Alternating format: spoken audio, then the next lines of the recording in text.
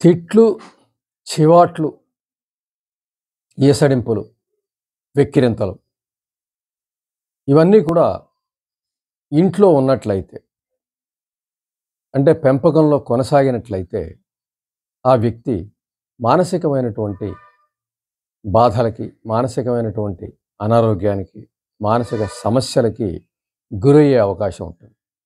దాని ఫలితంగా ఒంటరిగా అయిపోవడం, ఎవరూ లేరనే భావంలో కొనసాగటం, తీవ్రమైనటువంటి మాంద్య లక్షణాలు బాల్యం నుంచే ఉండడం, ఎవరితో కలవలేకపోవడం, ఒంటరిగానే ఉండాలని ఆలోచించడం, పెరిగితనం, సిగ్గుపడటం, జ్ఞాపకం శక్తి నశించిపోవడం, ఏ విషయాన్ని గ్రహించలేకపోవడం, లోక వ్యవహారాలు తెలియకపోవటం, లోకజ్ఞానం తెలియకపోవటం, అజ్ఞానం, ఇటువంటి ఎన్నో అవలక్షణాలు వీటి ప్రభావం వల్ల బాల్యంలోనే ఏర్పడతాయి అనేది మనం ఖచ్చితంగా తెలుసుకోవాల్సినటువంటి విషయం. అంటే తిట్టడం, లేదంటే విమర్శించడం, వెక్కిరించడం ఇవన్నీ కూడా ఇంట్లో బాల్యంలో ఒక పిల్లవాడి పట్ల జరిగినప్పుడు ఎందుకంటే అప్పుడు ఒక తెల్ల కాగితంలా ఉంటాడు పిల్లాడు. ఒక తెల్ల కాగితంలా పుడతాడు. దాని మీదే ఏం పడుతున్నాయి, ఏ అక్షరాలు పడుతున్నాయి, ఇవన్నీ కూడా చాలా ముఖ్యం. అవి తిట్ల రూపంలో ఏం పడుతున్నాయి. ఉదాహరణకి ఆ బాల్యంలోని అతన్ని చవట అనో, తొత్తు కొడక అనో, ఇటువంటి పదాలను ఉపయోగించినప్పుడు, వెధవ అనో, పనికిమాలిన వాడనో, ఇటువంటి వ్యతిరేక పదాలని తిట్ల రూపంలో ఉపయోగించినప్పుడు తప్పనిసరిగా అవన్నీ అక్కడ శిలాక్షరాలుగా పడిపోతాయి. అక్కడ చేతంటే మొదట రాసిన మాటలు అవి అలా ఫిక్స్డ్గా ఉండిపోతాయి. బాల్యంలో ఒక తెల్ల కాగితంలా ఉండే మనసు మీద ఏవైతే మొదట రాస్తారో అవన్నీ అలా ఉండిపోతాయి, శిలాక్షరాలు. వాటిని ఆ వ్యక్తి పెరిగిన తర్వాత కనిపెట్టి వాటిని చెరిపి మళ్ళీ కొత్త అక్షరాలు రాసుకోవడం అనేది చాలా కష్టమైనటువంటి పని. అసాధ్యమైతే కాదు కానీ సాధ్యమే, కానీ చాలా కష్టపడవలసి వస్తుంది. కానీ జీవితంలోకి ఒకసారి ప్రవేశించిన తర్వాత మళ్ళీ వీటన్నిటిని తొలగించుకునే ప్రయత్నం చేయడం అనేది ప్రత్యేక ప్రయత్నం చేయాల్సి ఉంటుంది. దానికి చాలా మానసిక శక్తులు అవసరం అవుతాయి. మానసిక శక్తులు బాల్యంలోనే హరించబడినటువంటి ఈ పిల్లాడు పెరిగిన తర్వాత తన పట్ల తను అవన్నీ చేసుకోలేని పరిస్థితిలో ఆ పోరాటంలో ఏదో కొద్దిగా విజయాలు సాధిస్తూ సంతృప్తి పొందుతూ ఉండవలసిన పరిస్థితి వస్తుంది.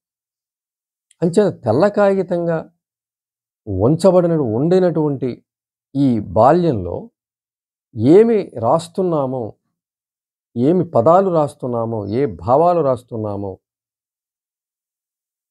ఇవన్నీ కూడా తల్లిదండ్రులు తప్పనిసరిగా గమనించుకోవాలి.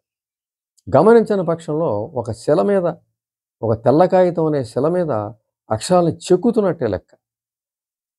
ఒక తిట్టు తిట్టారంటే అది అక్కడ చెక్కేసినట్టే లెక్క. అది ఫిక్స్డ్. ఈ జీవితకాలం కొనసాగవలసిందే ఆ పదాల మీద.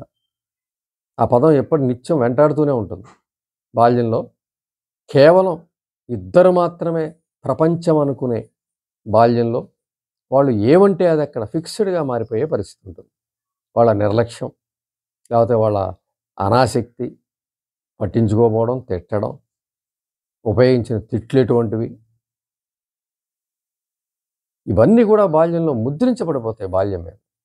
అలా తిట్టిన వాళ్ళ ప్రవర్తన మనం స్పష్టంగా గమనించవచ్చు. వాళ్ళ జీవితాన్ని గమనిస్తే అవన్నీ కూడా ప్రభావాన్ని చూపిస్తూనే ఉంటాయి. వాళ్ళు పెరిగిన తర్వాత వాళ్ళ బాడీ లాంగ్వేజ్లో కానీ, వాళ్ళ మాటల్లో కానీ ఇవన్నీ కూడా మనం గమనించు. ఈ ప్రభావాన్ని, ఈ తిట్ల ప్రభావాన్ని గమనించవచ్చు. ఈ విమర్శల పర్వాన్ని మనం గమనించవచ్చు. వాళ్ళ ప్రవర్తనలో, వాళ్ళ బాడీ లాంగ్వేజ్లో సమగ్రంగా ఎదగలేరు వాళ్ళు. మానసికంగా సమగ్రంగా ఎదగనప్పుడు వాళ్ళ ఫిజికల్ బాడీ లాంగ్వేజ్ కూడా డిఫరెంట్గానే ఉంటుంది. కనబడుతూ ఉంటుంది ఆ బాడీ లాంగ్వేజ్. వాటి ప్రభావం తీవ్రంగా కనబడుతూనే ఉంటుంది. వాటిని తప్పించుకుంటూ వాళ్ళు చేసే ప్రయత్నం కూడా కనబడుతూనే ఉంటుంది. ఆ తిట్లు వినపడం చోటికి వెళ్ళాలనుకుంటారు. ఆ నిర్లక్ష్యం కనిపించిన చోటికి వెళ్ళాలనుకుంటారు. మనసు కోరుతూ ఉంటుంది. అవి ఎక్కడా దొరకవు కాబట్టి వేరే చోట ఒంటరిగా ఉండడానికి ఇష్టపడతారు. ఏ పుస్తకం లేదంటే ఏ పార్కులకు పోయి ఒంటరిగా కాలక్షేపం చేయడానికి వాళ్ళు చూస్తూ ఉంటారు. వాళ్ళకి ఇంకేమీ నేర్చుకునే ఆలోచన ఉండదు. ప్రపంచం వాళ్ళకి దుర్మార్గంగా కనబడుతూ ఉంటుంది. ఇల్లు అనే ఒక చిన్న ప్రపంచం దుర్మార్గంగా ప్రవర్తించినప్పుడు, బయట ప్రపంచాన్ని గూడా వాళ్ళు నమ్మలేరు. బయట కూడా ప్రపంచం దుర్మార్గమే అనుకుంటారు వాళ్ళు. ఇంట్లో ఏవైతే పదాలు ఉపయోగించాయో అవి బయట కూడా ఉపయోగిస్తారేమని భయపడతారు. ఎవరైనా ఉపయోగిస్తే అత్యంత తీవ్రమైన దుఃఖానికి గురవుతారు. అటువంటి పదాలను ఉపయోగిస్తే. ఇంట్లోనే ఉపయోగించిన పదాన్ని బయట కూడా ఉపయోగిస్తే అత్యంత బాధని అనుభవించాల్సిన పరిస్థితి వస్తుంది. అంచేత తిట్లు, విమర్శ, వెక్కిరింత ఇవన్నీ కూడా బాల్యంలో ఎవరూ కూడా ఎదుర్కొనకూడని దురదృష్టకరమైనటువంటి మాటలు, సంఘటనలు ఇవన్నీ కూడా ఏ పేరెంట్స్ కూడా ఉపయోగించలేకూడదు. తిట్లు గాని, విమర్శలు గాని, వెక్కిరించడం గాని, దాని తాలూకు పదాలను గాని, ఇంచేతంటే అవి శిలాక్షరాలుగా నిలబడిపోతాయి మనసు మీద. భవిష్యత్తులో అవే వాళ్ళయ్యేన అవకాశం ఉంది. అవే వాళ్ళు రూపాంతరంగా మారిపోయే అవకాశం ఉంది. ఒక వ్యక్తిని చవటా అని ప్రతిరోజు తిడుతూ ఉంటే వాడు పెద్దగా చవటగానే మారిపోయే అవకాశం ఉంది. పనికిమాలిన వెధవా అని తిడుతూ ఉంటే వాడు పనికిమాలిన వాడిగానే మారిపోయే అవకాశం. వాడి పట్ల అతి క్రమశిక్షణ, కంటి చూపుతోనే వాడిని కంట్రోల్ చేద్దాం. కన్నెర్ర చేస్తే వాడు వణికిపోవాలి. వినయ విధేయతలతో వేగిపోవాలి. ఇటువంటి ఆలోచనతో ఉంటే వాడు భవిష్యత్తులో కూడా ఆ ప్రపంచం పట్ల కూడా అదే పరిస్థితి ఉంటుంది వాడికి. ఇంట్లో ఎలాగైతే మలుస్తారో బయట కూడా అదే ఎదుటివారి మాటలు వినే పరిస్థితి వస్తుంది. ఎదుటివాళ్ళు చూసి వణికిపోయే పరిస్థితి వస్తుంది. ఎదుటి వాళ్ళ పట్ల అతి వినయంగా ఉండే పరిస్థితి వస్తుంది. వినయంతో వేగిపోయే పరిస్థితి వస్తుంది. సో బాల్యాన్ని ఎంతో జాగ్రత్తగా పెంచాలి. తెల్ల కాగితం ఒక పిల్లాడి జీవితం అక్కడ మొదలవబోతూ ఉంది. అక్కడ ఏం రాస్తున్నాం, ఏ పదాలు ఉపయోగించారు. ఇప్పుడు ఒక 3 ఏళ్ళు 4 ఏళ్ళు వచ్చిన పిల్లాడి ప్రవర్తనలో మార్పుని గమనించి తాము ఏ పదాలు ఉపయోగించాం, బాల్యం నుంచి ఉపయోగించాం లిస్టు రాసుకుంటే దానికి ప్రతిరూపంగా ఆ పిల్లాడు కనిపిస్తాడు. ఖచ్చితంగా ఆ రూపాన్ని బట్టి ఏ పదాలు ఉపయోగించారని కూడా తెలుసుకోవచ్చు. అంచేత ఎంతటి ప్రభావం చూపించే ఈ తిట్లు కానీ, విమర్శలు కానీ, ఎసడించుకోవడం కానీ, నిర్లక్ష్యం చేయడం కానీ, అశ్రద్ధ చేయడం కానీ ఇవన్నీ కూడా బాల్యంలో ఎట్టి పరిస్థితుల్లోనూ జరగకూడదు. ఆ వాతావరణం కల్పించగలిగితేనే పిల్లల్ని కనాలి. కేవలం తాము తల్లిదండ్రులు అవ్వడం కోసమో, సమాజంలో తమ హోదా నిలబెట్టుకోవడం కోసమో పిల్లల్ని కని వాళ్ళ నిర్లక్ష్యంతోనూ, అశ్రద్ధతోనూ, తిట్లతోనూ పెంచితే వాళ్ళ జీవితాన్ని పాడు చేసినట్టే. తెలిసి చేసినా, తెలియక చేసినా పిల్లాడి జీవితం ఆ రకంగా రూపాంతరం చెందుతుంది. ఎందుకు పనికిరాని ఏవైతే తిట్లు ఉపయోగించారో ఆ తిట్లకి ప్రతిరూపంగా మారతాడు వాడు. ఫిజికల్‌గా వాడు ఎదుర్కొన్న కళ్ళెదురుగుండా కనిపించొచ్చు. కానీ వాడి లోపల మానసిక వ్యధ కనిపించదు వీళ్ళకి. వాడు ఎంత బాధపడుతున్నాడో వీళ్ళకి అనవసరం కూడా. ఫిజికల్‌గా ఎంతవరకు ఉన్నాడు, ఉద్యోగం సంపాదించాడా లేదా, పెళ్ళి అయిందా లేదా, ఇవే తప్ప వాడు మానసికమైన అంశాల్లోకి తొంగి చూసే అవకాశం పేరెంట్స్ చెయ్యరు సాధారణంగా.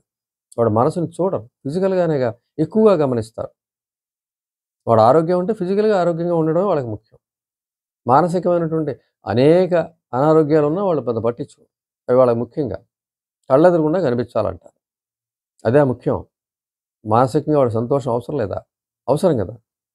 అంచేత బాల్యంలో తెల్ల కాగితంగా ఒక పిల్లవాడి బాల్యం బిగిన్ అవుతున్నప్పుడు అక్కడ ఏ పదాలు ఉపయోగించామో, ఏ పదాలు ఉపయోగిస్తున్నామో, ఏ పదాలు ఉపయోగించకూడదు అనే విషయాన్ని తప్పనిసరిగా గమనించుకోవాలి. లేకపోతే ఆ తిట్లకి, ఆ విమర్శలకి, ఆ వెక్కిరింతలకి, ఆ అశ్రద్ధకి, ఆ నిర్లక్ష్యానికి, ఆ దూరం పెట్టేతనానికి, ఆ పట్టించుకోనితనానికి ప్రతిరూపంగా అనేక మానసిక సమస్యలతో ఆ పిల్లవాడు తర్వాత తన జీవితాన్ని ప్రారంభించి ఇంటి నుంచే భవిష్యత్తు కూడా అంధకారంగా మారి ఒక లక్ష్యం లేకుండా, ఒక ఉద్దీపన లేకుండా భయపడుతూ అనేక మానసిక సమస్యలతో పిరికివాడిగా మారిపోయి దుర్భరమైన జీవితాన్ని అనుభవించాల్సిన పరిస్థితి వస్తుంది.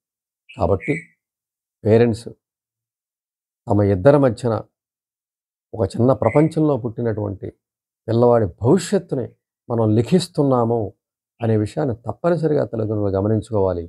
మంచి పాజిటివ్ పదాలను ఉపయోగించాలి. ఆత్మవిశ్వాసాన్ని కలిగించే పదాలను ఉపయోగించాలి. జీవన అభివృద్ధికి ఉపయోగపడే మాటలను ఉపయోగించాలి, భావాలను ఉపయోగించాలి. ఖచ్చితంగా ప్రేమించాలి, రెస్పెక్ట్ చేయాలి పిల్లలకి. అలాగే వాళ్ళ అభిప్రాయాలను తెలుసుకోవాలి, అభిప్రాయాలను గౌరవించాలి, ఆత్మవిశ్వాసాన్ని నింపాలి, ప్రేమని నింపాలి, భద్రతను నింపాలి. ఇవన్నీ కూడా ఈ పాజిటివ్ లక్షణాలు ఇవ్వగలిగితే వాడి జీవితం అద్భుతంగా కొనసాగుతుంది. లేదా వాడు అధోగతి పాలయ్యే అవకాశం తప్పనిసరిగా ఉంది.